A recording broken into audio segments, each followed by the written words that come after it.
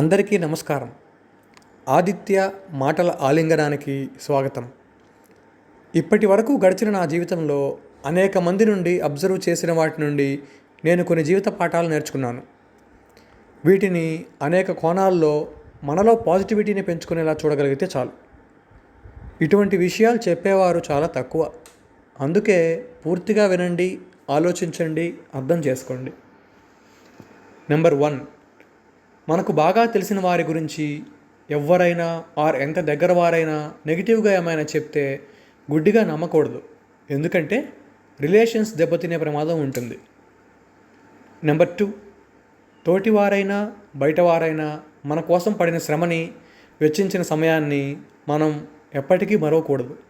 మర్చిపోయినా పర్లేదేమో కానీ ఆ వ్యక్తులను చులకనగా చూడకూడదు.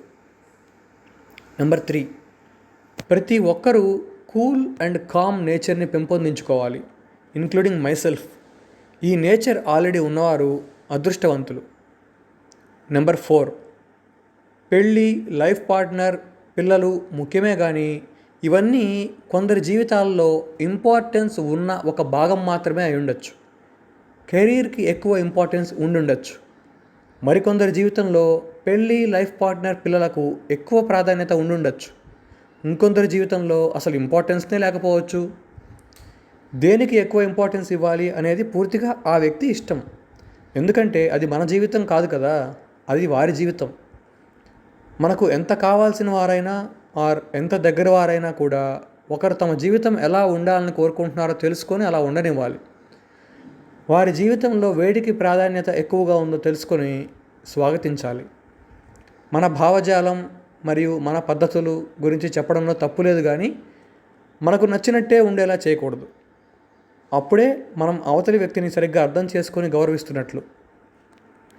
నెంబర్ 5, మనకు ఎంత దగ్గర వ్యక్తులైనా కూడా ఎవరిపైన ఎక్స్పెక్టేషన్స్ పెట్టుకోకూడదు.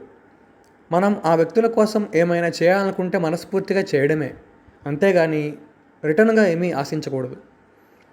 నెంబర్ 6, అడ్జస్ట్ అయ్యే మెంటాలిటీ ఉన్నవారికి బాధలుంటాయి కానీ భరించగలరు.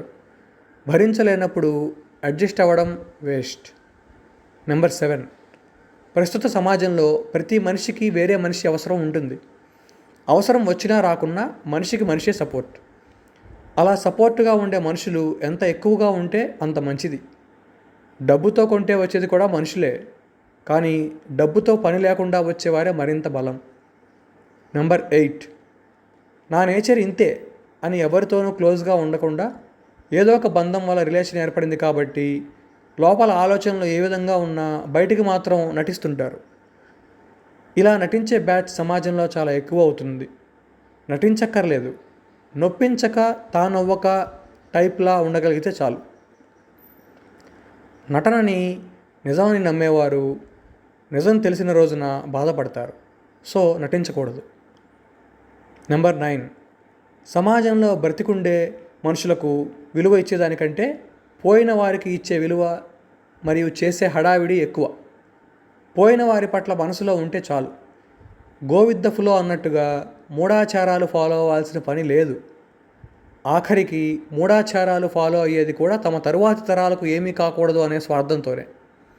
నెంబర్ 10, మన నేచర్ని బట్టే, మనం ఇతరులతో ఉండే విధానాన్ని బట్టే ఇతరులు మనతో బాగుంటారు. నెంబర్ 11, చాలామంది మంచిగా ఉన్నప్పుడు దేవుణ్ణి, పరిస్థితి బాగాలేనప్పుడు సాయం చేసే మనుషుల్ని నమ్ముకుంటారు. ఎవరన్నా సాయం చేస్తే ఆ క్రెడిట్ అంతా కూడా లేని దేవుడికి ఇచ్చేసి పూజలు చేసి దండాలు పెట్టేస్తారు. లేని దేవుడికి, గుళ్ళకి ఇచ్చే కంటే ఇబ్బందుల్లో ఉన్న వ్యక్తులు తారసపడితే వారికి సహాయం చేస్తే నిజంగా మీకు మంచి జరుగుతుంది. నెంబర్ 12, ఇప్పుడున్న సమాజంలో ఇంటా బయట మేనేజ్ చేసుకోగలిగిన వారు చాలా తక్కువగా ఉంటున్నారు. దీనికి ప్రధాన కారణం సపరేట్గా ఫ్యామిలీ పెట్టుకోవడం. దీనికి రిలేటెడ్గా ఇంకా ఎన్నో అంశాలు ఉంటాయి. నెంబర్ 13, మ్యారేజ్ అంటే ఓన్లీ అమ్మాయి పట్ల అబ్బాయి పట్ల మాత్రమే బాధ్యత ఉండడం కాదు. మ్యారేజ్ అంటే అబ్బాయి అమ్మాయి యొక్క కుటుంబాల పాత్ర కూడా చాలా ఉంటుంది అని గ్రహించుకోవాలి. నెంబర్ 14, వయసులో చిన్నవారా పెద్దవారా అనేది కాదు. ఏ వయసు వారు చెప్పినా కూడా ముందు వినాలి. మంచి ఆలోచన దృక్పథం అనేది వయసు పెరగడం వలన కంటే లోకజ్ఞానం వల్ల మరియు సోషల్ రిలేషన్స్ వల్ల వస్తుంది. నెంబర్ 15, చాలామంది తమకి ఇతరుల గురించి అన్నీ తెలిసినట్లుగా జడ్జిమెంట్స్ చేస్తుంటారు. ఈ బుద్ధి చాలా నీచమైనది. నెంబర్ 16, పెళ్ళి అనేది వ్యక్తిగత విషయం. మన దేశంలో ఇద్దరు వ్యక్తులు మేజర్స్ అయితే ఏ మతం వారినైనా, ఏ కులం వారినైనా వివాహం చేసుకోవచ్చు. ఇటువంటి వివాహాలను తప్పుపట్టే వ్యక్తులు ఉండడం సహజం. ఎందుకంటే అలాంటి వ్యక్తుల ఆలోచన విధానంలో ఎదుగుదల ఆగిపోయింది. అటువంటి వారు కాలానికి అనుగుణంగా, పరిస్థితులకు అనుగుణంగా, మార్పులకు అనుగుణంగా ఆలోచించలేకపోతారు. నెంబర్ 17, మన ఇండియన్ మ్యారేజ్ సిస్టంలో ఆడపిల్ల తన పుట్టినిల్లు వదిలి రావడం సహజం. అలా వచ్చిన ఆ ఆడపిల్లని అత్తమామలు మరియు భర్త చాలా జాగ్రత్తగా చూసుకోవాలి. తనకు మీ ఇంటి వాతావరణం అర్థం చేసుకునే సమయం ఇవ్వాలి. తన ఇష్టాలకు మరియు తన ఎదుగుదలకు మీరు ఇంపార్టెన్స్ ఇవ్వాలి. తనకి పూర్తిగా ఫ్రీడమ్ ఇవ్వాలి. బికాస్ తను అప్పటిదాకా పెరిగిన తన ప్రపంచాన్ని వదిలి పూర్తిగా మీ కొడుకు కోసం, మీకోసం మీ ఇంట్లో అడుగు పెడుతోంది. కొత్త ప్లేస్లో, కొత్త మనుషుల మధ్య, కొత్త అలవాట్ల మధ్య తను చాలా అడ్జస్ట్ అవ్వాల్సి వస్తుంది. తన శరీరాన్ని పిల్లల కోసమైతేనేమి, ఇంటి పనుల కోసమైతేనేమి, ఫిజికల్గా మరియు మెంటల్గా మీ ఇంటికి అంకితం చేసేస్తుంది. సో అలాంటి కోడల్ని మీ కుటుంబం జీవితాంతం ఎంతో జాగ్రత్తగా చూసుకోవాల్సి ఉంటుంది.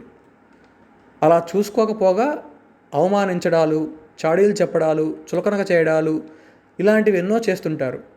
కొన్ని బ్రతుకులు అంతే. అలాంటి బ్రతుకుల బండారం గ్రహించలేకపోవడం మీ లోపమే. ఆడజన్మ ఎంత గొప్పదో ఆ జన్మలో జన్మించిన దుర్మార్గపు ఆడవారు కూడా చాలామందే ఉన్నారు. ఇప్పటి తల్లిదండ్రులు తమ ఆడపిల్లల సంసారాలని దగ్గరుండి నాశనం చేయడం ఎక్కువగా చూస్తున్నాం. బాధ్యత నేర్పని పెంపకాల పాత్ర కూడా దీనికి ప్రధాన కారణం. అలాగే ఇప్పటి అత్తలు తెలుసుకోవాల్సింది ఏంటంటే, కోడలంటే కేవలం ఇంటి పని చేయడానికి, పిల్లల్ని కనడానికి, తమని చూసుకోవడానికి వచ్చే వ్యక్తిగా మాత్రమే చూశారంటే చాలా ఇబ్బందులు తెచ్చుకున్నట్లే. అలాంటి వారు ఉంటే తెచ్చుకోండి, కానీ అలాంటి వారు చాలా తక్కువగా ఉన్నారు. ఆడపిల్లలు చాలామంది ఉద్యోగాలు చేస్తున్నారు. అలాంటి కోడలను తెచ్చుకుంటే మాత్రం ఖచ్చితంగా వారిని అర్థం చేసుకొని వారి ఎదుగుదలకు తోడ్పడాలి. నెంబర్ 19, వ్యక్తుల సంపాదనల్లో తేడాలు ఉండొచ్చు, ఆర్థిక స్థితిగతుల్లో తేడాలు ఉండొచ్చు, కానీ ఇతర వ్యక్తులకు ఇచ్చే గౌరవ మర్యాదల్లో వ్యత్యాసం చూపకూడదు. ఈ రోజుల్లో కూడా చేసే పనిని బట్టి చిన్నచూపు చూసేవారు ఉన్నారంటే కారణం వారు చదివిన చదువు మరియు పెరిగిన వాతావరణం సరిగ్గా లేవని అర్థం. నెంబర్ 20, పిల్లల్ని మొబైల్స్కి దూరంగా, రిలేషన్స్, నైతిక విలువలు, బాధ్యతలు, నిజాయితీ, హెల్పింగ్ నేచర్లకు దగ్గరగా పెంచాలి. కుటుంబ వ్యవస్థలో ఉండే ఉపయోగాలను తెలియచేస్తూ పెంచాలి. ఎంతసేపు మన ఇల్లు, మన చదువు అన్నట్టుగా పెంచితే చాలా ఇబ్బందులు ఎదుర్కొంటారు. సో ఫ్రెండ్స్, ఇక్కడితో ముగిస్తున్నాను. పూర్తిగా విన్న వారందరికీ నా ధన్యవాదాలు.